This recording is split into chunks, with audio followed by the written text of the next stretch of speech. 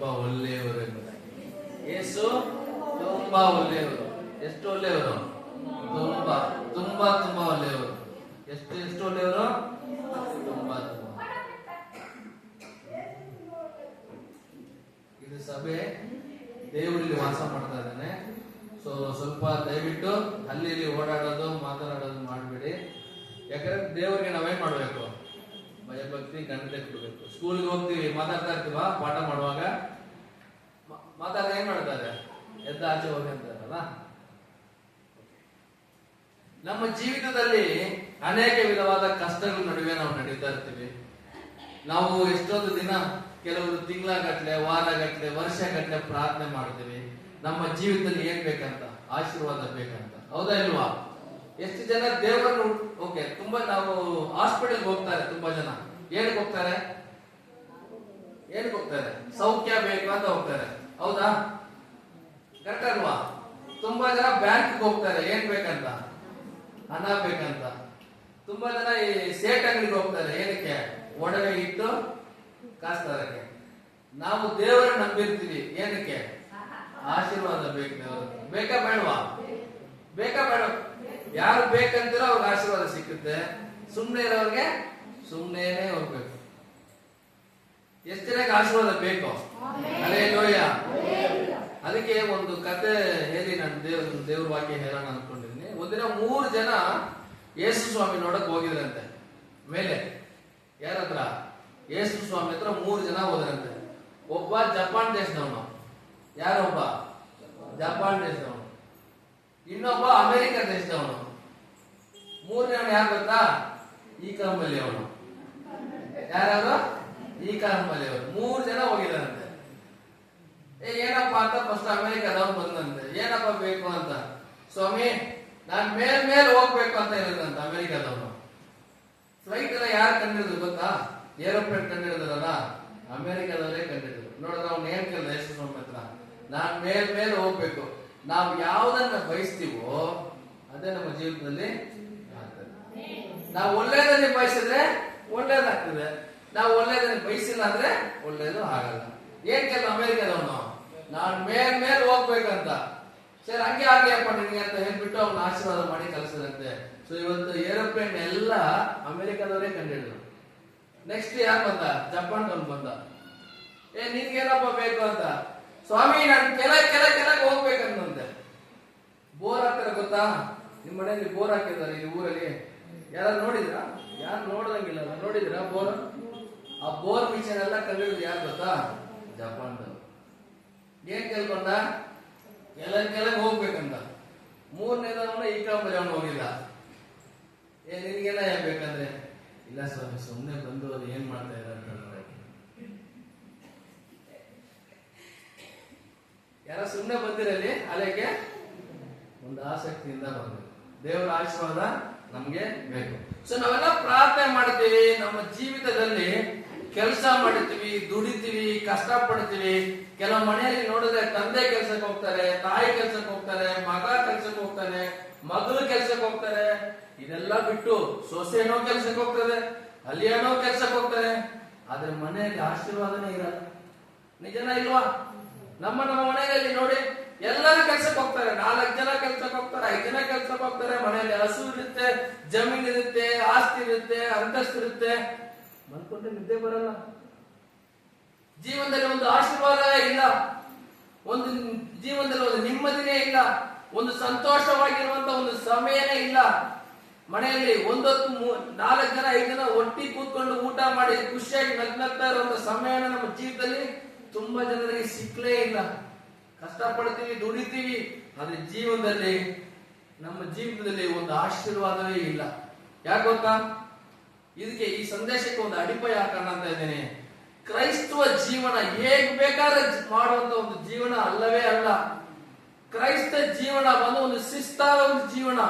ಬೆಳಗ್ಗೆ 8:30 ಆಯ್ತಂದ್ರೆ ಸ್ಕೂಲ್ಗೆ ಹೋಗ್ಬೇಕು, 4:15 ಆದ್ರೆ ಮನೆಗೆ ಹೋಗ್ಬೇಕು, ಓದ್ಬೇಕು, 8:30 ಮಲ್ಕೋಬೇಕು, ತಿನ್ಬೇಕು, ಬೆಳಗ್ಗೆ ಎದ್ದಲ್ಲಿ ಸ್ಕೂಲ್ಗೆ ಹೋಗ್ಬೇಕು. ಯಾವ್ದು? ಒಂದು ಶಿಕ್ಷಕನಾದ ಒಂದು ಶಿಸ್ತಾದ ಒಂದು ಜೀವನ. ಕ್ರೈಸ್ತ ಜೀವನನೂ ಸಹ ಅದೊಂದು ಶಿಸ್ತಾದ ಒಂದು ಜೀವನ. ಹೇಗ್ ಬೇಕಾದ್ರೆ ಬಾಳುವಂತ ಒಂದು ಜೀವನ ಅಲ್ಲವೇ ಅಲ್ಲ. ಇಂಗ್ಲಿಷ್ ಅಲ್ಲಿ ಹೇಳ್ತಾರೆ ಲೈಫ್ ಅನ್ನೋದು ಡಿಸಿಪ್ಲಿನ್ಡ್ ಲೈಫ್ ಆಗಿರ್ಬೇಕು. ಒಂದು 4 ವರ್ಷ 4ನೇ ಕ್ಲಾಸ್ ಓದುವಂತ ಒಂದು ಮಗ ಸ್ಕೂಲ್ಗೆ ಹೋಗ್ತಾ ಇರೋ ಒಂದು ಚಿಕ್ಕ ಹುಡುಗ, ಅವನಿಗೆ ಸಡನ್ ಆಗಿ ಒಂದಿನ ಜ್ವರ ಬಂತು. ಒಂದಿನ ಆಯ್ತು, 2 ದಿನ ಆಯ್ತು, 3 ದಿನ ಆಯ್ತು, 4 ದಿನ ಆಯ್ತು, 5ನೇ ದಿನ ಆಯ್ತು, ಜ್ವರ ವಾಸಿ ಆಗಿಲ್ಲ. ಡಾಕ್ಟರ್ ಹತ್ರ ಹೋದ್ರೆ ಏನ್ ಮಾಡ್ತಾರೆ, ಇದಾಕ್ ನೋಡಮ್ಮ ಕಮ್ಮಿ ಆಗಿಲ್ಲ ಅಂದ್ರೆ ಮತ್ತೆ ಬಾ ಅಂತಾನೆ. 2ನೇ ದಿನ ಇನ್ನೊಂದು ಮಾತ್ರೆ ಕೊಡ್ತಾನೆ, ಇದಾಕೊಂಡ್ ಕಮ್ಮಿ ಇದ್ರೆ ಬರ್ಬೇಡ, ಕಮ್ಮಿ ಆಗಿಲ್ಲ ಅಂದ್ರೆ ಮತ್ತೆ ಬಾ ಅಂತಾನೆ. 5 ದಿನ, 6 ದಿನ, 10 ದಿನ ಆಯ್ತು, ಈ ಚಿಕ್ಕ ಮಗನಿಗೆ ಜ್ವರ ವಾಸನೆ ಆಗ್ಲಿಲ್ಲ. ಆಮೇಲೆ ಡಾಕ್ಟರ್ ಹೇಳಿದಂತೆ ಒಂದು ಬ್ಲಡ್ ಟೆಸ್ಟ್ ಮಾಡ್ಬೇಕು, ರಕ್ತ ಪರಿಶೋಧನೆ ಮಾಡ್ಬೇಕಂತ ಹೇಳಿ ಅವ್ನು ಬರ್ಕೊಟ್ರಂತೆ. ಆ ಚಿಕ್ಕ ಹುಡುಗನ್ಗೆ ಅವ್ರು ಬ್ಲಡ್ ಟೆಸ್ಟ್ ಮಾಡಿದ್ರು. ಬ್ಲಡ್ ಟೆಸ್ಟ್ ಮಾಡಿ ಮುಗಿಸಿದ್ಮೇಲೆ ಅವರೊಂದು ಟೆಸ್ಟ್ ಕಂಡಿಡಿದ್ರು. ಆ 4ನೇ ಕ್ಲಾಸ್ ಓದುವಂತ ಆ ಹುಡುಗನಿಗೆ ಅವನ ದೇಹದಲ್ಲಿ ಏಡ್ಸ್ ಇದೆ ಬದಲಾಗಿ. ತಂದೆ ತಾಯಿ ಮುಖ ನೋಡ್ತಾ ಇದ್ದಾರೆ. ದಯವಿಟ್ಟು ಇಲ್ಲಿ ನೋಡಿ, ಮಕ್ಕಳು ನೋಡ್ಬೇಡಿ, ಇಲ್ಲಿ ನೋಡಿ. ತಂದೆ ತಾಯಿ ಮುಖ ನೋಡ್ತಾ ಇದ್ದಾರೆ, ತಾಯಿ ತಂದೆ ಮುಖ ನೋಡ್ತಾ ಇದ್ದಾರೆ. ಯಾರಿಗೆ ಬಂತು ಏಡ್ಸ್? ಹೇಗ್ ಬಂತು ಏಡ್ಸ್? 4ನೇ ಕ್ಲಾಸ್ ಓದುವಂತ ಮಗ. ತಂದೆ ತಾಯಿ ಇಬ್ರಿಗೂ ಪರಿಶೋಧನೆ ಮಾಡಿದ್ರು, ಅವ್ರಿಗಿಬ್ರಿಗೂ ಏಡ್ಸ್ ಇಲ್ಲ. ಇವ್ನಿಗೆ ಎಲ್ಲಿಂದ ಬಂತು? 15 ದಿನ ಆಯ್ತು. ತಾಯಿ ಅವನ ಮಗನ್ ಕರೆದ್ರು, ಬಾಪ ಇಲ್ಲಿ, ನಿನ್ಗೆ ಯಾವತ್ತು ಜ್ವರ ಬಂತು? 15 ದಿನ ಹಿಂದೆ. 15 ದಿನ ಹಿಂದೆ ನೀನ್ ಏನ್ ಮಾಡಿದ ಅಂತ ಅವ್ನು ಕರೆದು ಕೂರಿಸಿ ಮಾತಾಡಿದ. ಇಲ್ಲಮ್ಮ ಸ್ಕೂಲ್ಗೆ ಹೋಗಿದ್ದೆ, ನೀನ್ ನಮ್ಗೆ ಒಂದು 50 ರೂಪಾಯಿ ಕಾಸು ಕೊಟ್ಟಾಗ ಲಂಚ್ ಟೈಮ್ ಇಂಟರ್ವಲ್ ಟೈಮ್ ಅಲ್ಲಿ ನಾನೊಂದು ಫ್ರೂಟ್ಸ್ ಹಣ್ಣು ತಗೊಂಡು ತಿಂದೆ, ಅಷ್ಟೇ ನಾನು ಮನೆಗೆ ಬಂದೆ ಅಂತ ಅವ್ನು ಹೇಳಿದ್ದೀನಿ. ಸರಿ ಬಾ ನಡಿ ಹೋಗೋಣ. ಎಲ್ಲಿ ನೀನು ಹಣ್ಣು ತಗೊಂಡಿದ್ದು, ಯಾವ ಅಂಗಡಿ ತಗೊಂಡೆ ಅಂತ ಅವನು ಕರ್ಕೊಂಡು ಹೋಗಿ ಸ್ಕೂಲ್ ಹತ್ರ ಹೋಗಿ ಆ ಹಣ್ಣಂಗಡಿ ಹತ್ರ ಹೋದ್ರೆ ಅವನು ಹಣ್ಣು ಕಟ್ ಮಾಡೋನು ಗ್ಲೌಸ್ ಇಲ್ಲ, ಏನಿಲ್ಲ, ಬೇರೆ ಕೈಯಲ್ಲಿ ಕಟ್ ಮಾಡ್ತಾ ಇದ್ದಾನೆ.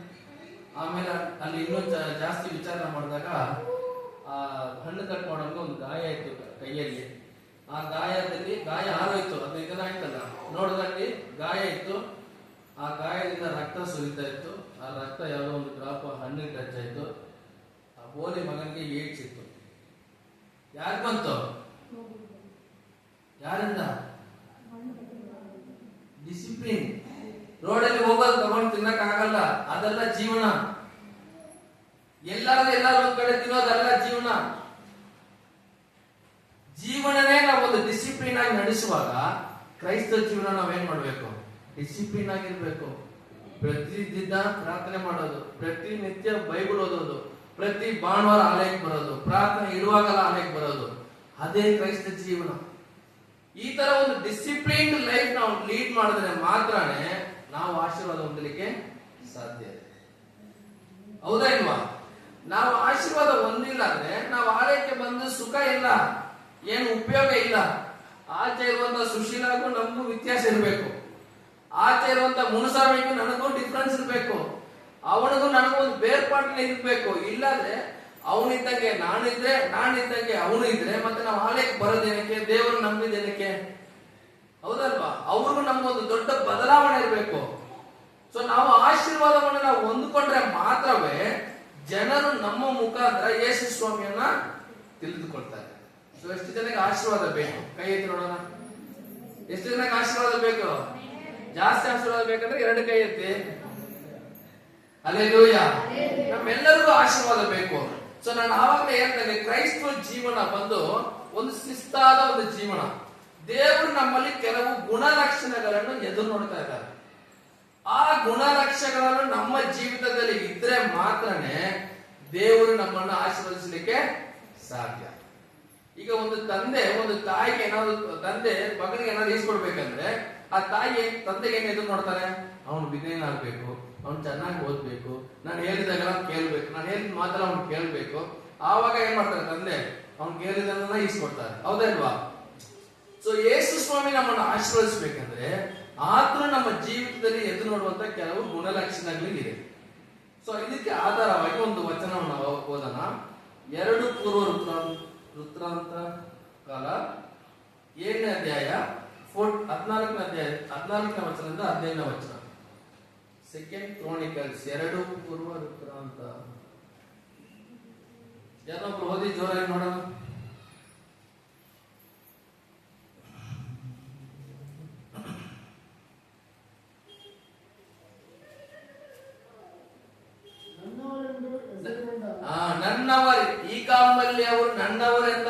ತಗ್ಗಿಸಿಕೊಂಡಿರಂತ ನೀವು ಪ್ರಜೆಗಳು ತಮ್ಮನ್ನೇ ತಾವು ತಗ್ಗಿಸಿಕೊಂಡು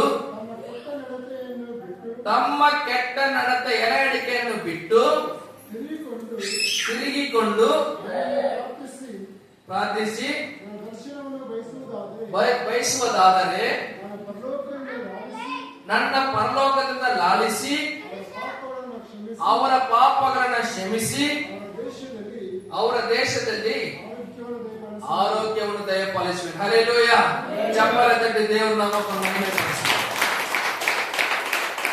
ನಮ್ಮ ಜೀವಿತದಲ್ಲಿ 20 ವರ್ಷ ಆಯ್ತು, 30 ವರ್ಷ ಆಯ್ತು, 40 ವರ್ಷ ಆಯ್ತು, 50 ವರ್ಷ ಆಯ್ತು, 60 ವರ್ಷ ಆಯ್ತು, ಇನ್ನೇನೋ ಕೆಲವು ವರ್ಷಗಳಲ್ಲಿ ಸಾಯ್ತೀವಿ. ಆದ್ರೆ ನಮ್ಮ ಜೀವಿತದಲ್ಲಿ ಇನ್ನೂ ಆಶೀರ್ವಾದವನ್ನು ನಾವು ಕಂಡೇ ಕೊಂಡಿಲ್ಲ. ವರ್ಷಗಳಾಗ್ತಾ ಇದೆ ನೋಡಿ. ಈ ವರ್ಷ ಇವಾಗ ಪ್ರಾರಂಭಿಸಿದ್ವಿ. ಆಲ್ರೆಡಿ 6ನೇ ತಿಂಗಳಲ್ಲಿ ನಾವು ಬಂದಿದ್ದೇವೆ. ವರ್ಷದ ಮಧ್ಯ ಭಾಗಕ್ಕೆ ಬಂದಿದ್ದೀವಿ. ಆದ್ರೆ ನಮ್ಮ ಜೀವಿತದಲ್ಲಿ ಇನ್ನು ಆಶೀರ್ವಾದ ಇಲ್ಲ. 1ನೇ ತಾರೀಕು ವಾಕ್ಯ ಓದ್ತೀವಿ. ಅಬ್ರಹಾಮನ ಆಶೀರ್ವದಿಸಿದ ಹಾಗೆ ನಾನು ನಿನ್ನನ್ನು ಆಶೀರ್ವದಿಸುತ್ತೇನೆ, ಹಂಗ್ ಮಾಡ್ತೇನೆ, ಹಿಂಗ್ ಮಾಡ್ತೀನಿ, ಎಲ್ಲ ವಾಕ್ಯ ಕೇಳ್ತೀವಿ. ಆದ್ರೆ ನಮ್ಮ ಜೀವಿತದಲ್ಲಿ ಯಾವ ಆಶೀರ್ವಾದನೂ ಇಲ್ಲ. ಇನ್ನು ನಾವು ಯಾವ ಆಶೀರ್ವಾದ ಕಂಡುಕೊಂಡಿಲ್ಲ. ಯಾಕೆ? ನನ್ನ ಅಭಿಲಾಷೆ ಏನ್ ಗೊತ್ತಾ? ಯೇಸು ಸ್ವಾಮಿ ನಮ್ಮಂತ ಮಕ್ಕಳ ಜೀವಿತದಲ್ಲಿ ಬಡತನವೇ ಇರಬಾರದು, ಹಣದ ಕೊರತೆನೇ ಇರಬಾರದು, ರೇಷನ್ ಕೊರತೆನೇ ಇರಬಾರದು, ಹಣಕಾಸು ತೊಂದರೆನೇ ಇರಬಾರದು. ಅದು ದೇವರು ಕೊಡುವಂತ ಆಶೀರ್ವಾದ. ಹಲ್ಲೆಲೂಯಾ. ಈ ಲೋಕದ ಜನ ನಮ್ಗೆ ಸಹಾಯ ಮಾಡಬಹುದು, ಇಲ್ಲ ಅಂತ ಇಲ್ಲ. ಅದು ಶಾಶ್ವತವಾಗಿರಲ್ಲ. ಶಾಶ್ವತವಾಗಿ ನಮ್ಮ ಜೊತೆ ಇರುವಂತ ಒಂದೇ ಒಂದು ಆಶೀರ್ವಾದ, ಆ ದೇವರು ಕೊಡುವಂತ ಆಶೀರ್ವಾದ. Hallelujah, hallelujah. ಇದಕ್ಕೆ ನಾನು ಆಧಾರವಾಗಿ ನಾನು ಒಂದು ಹೇಳ್ತೀನಿ. ದೇವರು ನಮ್ಮಲ್ಲಿ ನೋಡುವಂತ ಕೆಲವು ಗುಣಲಕ್ಷಣಗಳು. ನಾನು ಜಾಸ್ತಿ ಹೊತ್ತು ಮಾತನಾಡಲ್ಲ, ಕೆಲವು ಸಮಯ ಮಾತ್ರ ನಾನು ಮಾತನಾಡ್ತೀನಿ. ದೇವರು ನಮ್ಮ ಸಂಗಡ ಎದು ನೋಡುವಂತ 4 ಗುಣಲಕ್ಷಣಗಳು ನಮ್ಗೆ ನಿಮ್ಗೆ ಅರ್ಥ ಆಗೋ ರೀತಿಯಲ್ಲಿ ನಾನು ಹೇಳಲಿಕ್ಕೆ ನಾನು ಇಷ್ಟಪಡ್ತೇನೆ. ದೇವರು ನಮ್ಮಲ್ಲಿ ಎದು ನೋಡುವಂತ ಮೊದಲನೇ ಗುಣಲಕ್ಷಣವು ಏನಂದ್ರೆ ಕೃತಜ್ಞತೆ. ಏನು? ಕೃತಜ್ಞತೆ. ದೇವರಿಗೆ ವಂದನೆ ಸಲ್ಲಿಸುವವರಾಗಿರ್ಬೇಕು. ದೇವರು ನಮ್ಮ ಜೀವಿತದಲ್ಲಿ ಒಳ್ಳೆ ಊಟ ಕೊಟ್ಟಿದ್ದಾನ, ಕೃತಜ್ಞತೆ ಉಳ್ಳವರಾಗಿರ್ಬೇಕು. ಒಳ್ಳೆ ಆರೋಗ್ಯ ಕೊಟ್ಟಿದ್ದಾನ, ಕೃತಜ್ಞತೆ ಉಳ್ಳವರಾಗಿರ್ಬೇಕು. ದೇವ್ರಿಗೆ ಮಾತ್ರ ಅಲ್ಲ, ಈ ಲೋಕದ ಜನರು ಸಹ ನಿಮ್ಗೊಂದು ಗ್ಲಾಸ್ ನೀರು ಒಬ್ರು ಕೊಟ್ಟಿದಾರ, ಅವ್ರು ಏನ್ ಮಾಡ್ಬೇಕು? ಕೃತಜ್ಞತೆಯನ್ನು ಸಲ್ಲಿಸಬೇಕು. ಈ ಕಾಲದಲ್ಲಿ ಜನರನ್ನ ಕೃತಜ್ಞತೆ ಎಲ್ಲಿದಪ್ಪ ಅಂತ ಕೇಳಿದ್ರೆ, ಕೃತಜ್ಞತೆ ಉಳ್ಳವರಾಗಿ ನಾವು ಇರ್ಬೇಕು ಎಂಬುದಾಗಿ ನಾವು ಬೇರೆ ಮಾತನಾಡಿದ್ರೆ ಆವಾಗ ಜನ ಏನ್ ಹೇಳ್ತಾರೆ ಗೊತ್ತಾ? ಯಾವ ಅಂಗಡಿಯಲ್ಲಿ ಸಿಗುತ್ತೆ, ಎಷ್ಟು ಕೆಜಿ ಅಂತಾರೆ. ಹೌದಾ ಇಲ್ವಾ? ಒಬ್ರೊಂದು ಗ್ಲಾಸ್ ನೀರು ಕೊಟ್ರೆ, ಒಂದೊತ್ತು ಊಟ ಕೊಟ್ರೆ ನಾವು ಕೃತಜ್ಞತೆ ಉಳ್ಳವರಾಗಿರ್ಬೇಕು. ನಾವು ಹಾಸ್ಪಿಟಲ್ ಅಲ್ಲಿ ಇಲ್ಲ, ಇಲ್ಲಿ ಕೂತಿದ್ದೀವಿ. ದೇವರು ಕೊಟ್ಟಿರಂತ ಆರೋಗ್ಯ, ದೇವರಿಗೆ ಕೃತಜ್ಞತೆಯವರಾಗಿರ್ಬೇಕು. ನಮ್ಗೆ ಕಾರಿಲ್ಲ ಅಂತ ಚಿಂತೆ ಬೇಡ, ಬೈಕ್ ಕೊಟ್ಟಿದಾರಲ್ಲ ದೇವರು.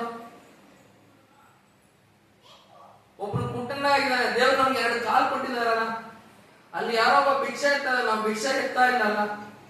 ಕೃತಜ್ಞತೆ.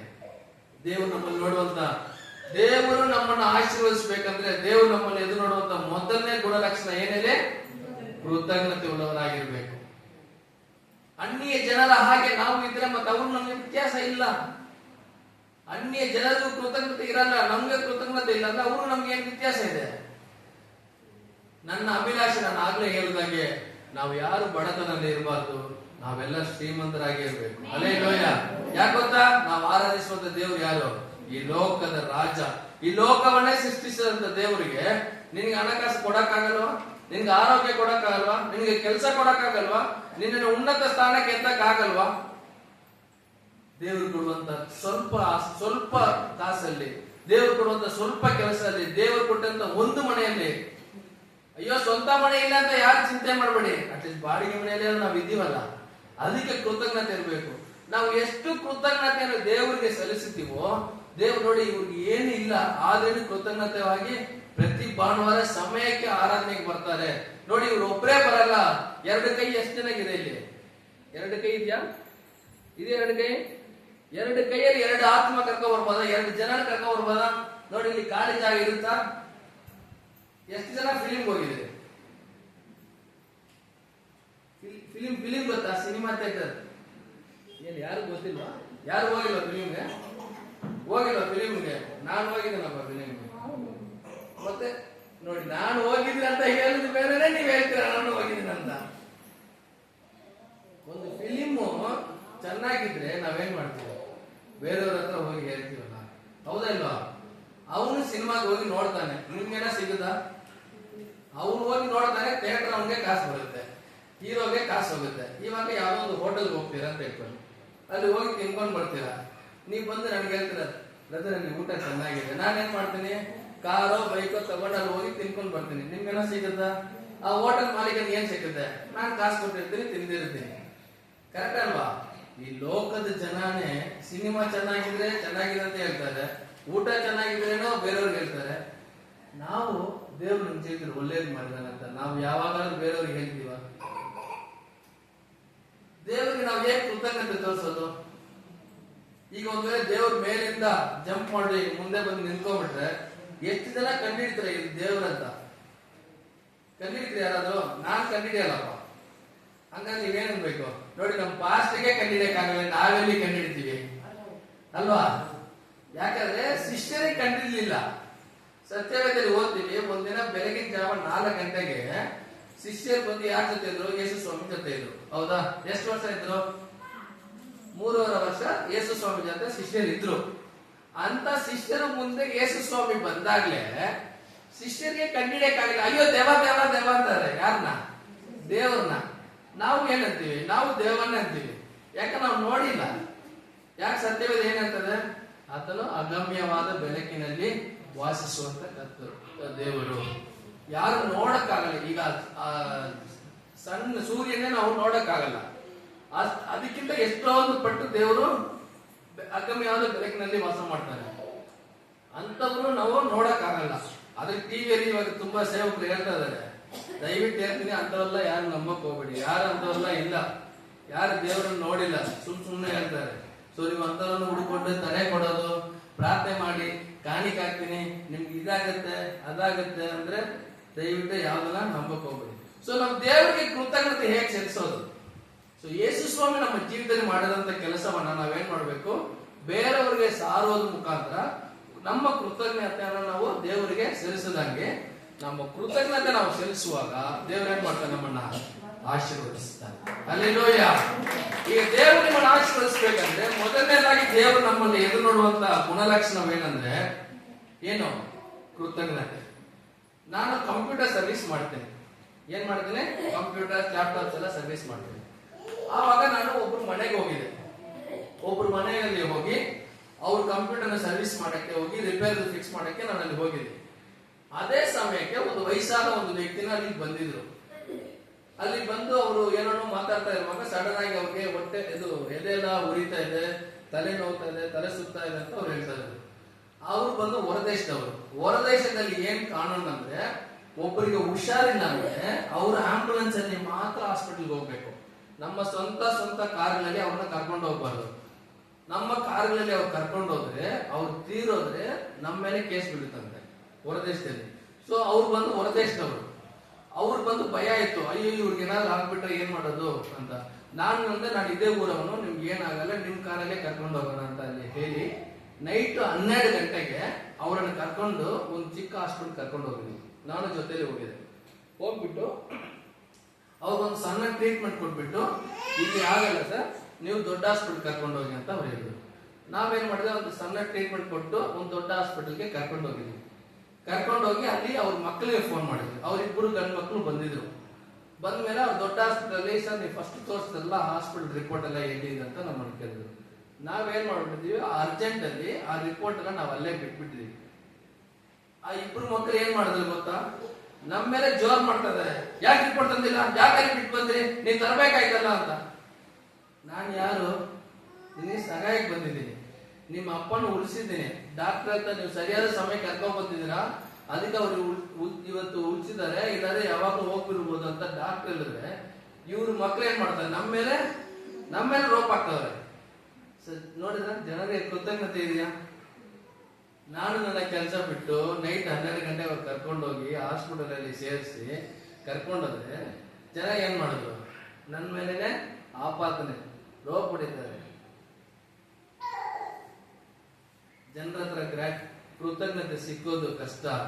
ಆದ್ರೆ ದೇವರು ನಿಮ್ಮನ್ನು ಆಶೀರ್ವದಿಸ್ಬೇಕಂದ್ರೆ ನಿಮ್ಮಲ್ಲಿ ಕೃತಜ್ಞತೆ ಇರಬೇಕು. ಹಲ್ಲೆಲೂಯಾ. ಅದು ನಿಮ್ ಸ್ವಂತದವರಾಗಿರ್ಬೋದು, ನಿಮ್ಮ ನೆಂಟರಾಗಿರ್ಬೋದು, ನಿನ್ನ ಕಷ್ಟಕ್ಕೆ 1,000 ರೂಪಾಯಿ ಕೊಟ್ಟಿರ್ಬೋದು, ನಿನಗೊಂದು ಕೆಲಸ ಕೊಡ್ಸಿರ್ಬೋದು. ಇವತ್ತು ಯೇಸು ಸ್ವಾಮಿ ನಿನಗೆ ಪರಿಚಯ ಮಾಡಿಕೊಟ್ಟಿರ್ಬೋದು. ಒಬ್ರು ನಿನಗೆ ಯಾರೋ ಒಬ್ರು ಕೆಲಸಕ್ಕೆ ನಿನ್ನ ಹೋಗಿ ಸೇರಿಸಿರ್ಬೋದು, ನಿನ್ನ ಯಾರೋ ಒಬ್ರು ಆ ಕಾಲೇಜಿಗೆ ಆ ಸ್ಕೂಲಲ್ಲಿ ಹೋಗಿ ಸೇರಿಸಿರ್ಬೋದು, ಇಲ್ಲ ಯಾವ್ದೋ ಒಂದು ಮನೆ ಕಟ್ಟಕ್ಕೆ ಗೌರ್ಮೆಂಟ್ ಅಂತ ಏನೋ ಒಂದು ಸಪೋರ್ಟ್ ಕೊಡ್ಸಕ್ಕೆ ನಿನಗೆ ಆದಾಯವಾಗಿ ನಿಂತಿರ್ಬೋದು, ಆಧಾರವಾಗಿ. ಅಂತವ್ರು ನಾವೇನ್ ಮಾಡ್ಬೇಕು? ಕೃತಜ್ಞತೆ ಇರ್ಬೇಕು. ಹಲ್ಲೆಲೂಯಾ. ನಾವೊಂದು ತೀರ್ಮಾನ ಮಾಡ್ಬೇಕು, ನಮ್ಮನ್ನು ನಾವೇ ಪರಿಶೋಧಿಸಿ ನೋಡ್ಬೇಕು. ನನ್ನಲ್ಲಿ ಕೃತಜ್ಞತೆ ಇದೆಯಾ? ನಾನು ಬೇರೆಯವ್ರಿಗೆ ಕೃತಜ್ಞತೆಯನ್ನು ಸಲ್ಲಿಸ್ತಾ ಇದ್ದೀನಾ? ನನಗಿರುವಂತ ಒಳ್ಳೆತನಕ್ಕೆ ನಾನು ಕೃತಜ್ಞತೆ ಉಳ್ಳವನಾಗಿದ್ದೀನ? ನನಗೆ ಅರ್ಹತೆ ಇಲ್ಲ. ಇಲ್ಲಿ ನಿಂತ್ಕೊಂಡು ಮಾತನಾಡುವಂತ ಅರ್ಹತೆ ನನಗಿಲ್ಲ. ದೇವರು ಅರ್ಹತೆ ಕೊಟ್ಟಿದ್ದಾರೆ, ನಾನು ಅದಕ್ಕೆ ದೇವರಿಗೆ ಕೃತಜ್ಞತೆ ಉಳ್ಳವನಾಗಿದ್ದೀನಿ. ಹಲ್ಲೆಲೂಯಾ. ನಮ್ಮಲ್ಲಿ ಕೃತಜ್ಞತೆ ಇದ್ರೆ ಆಟೋಮೆಟಿಕ್ ಆಗಿ ಆಶೀರ್ವಾದ ಬರುತ್ತೆ. ನೀವು ಯಾರ ಆಶೀರ್ವಾದ ಹುಡ್ಕೊಂಡು ಹೋಗೋದ ಅವಶ್ಯಕತೆ ಇಲ್ಲ.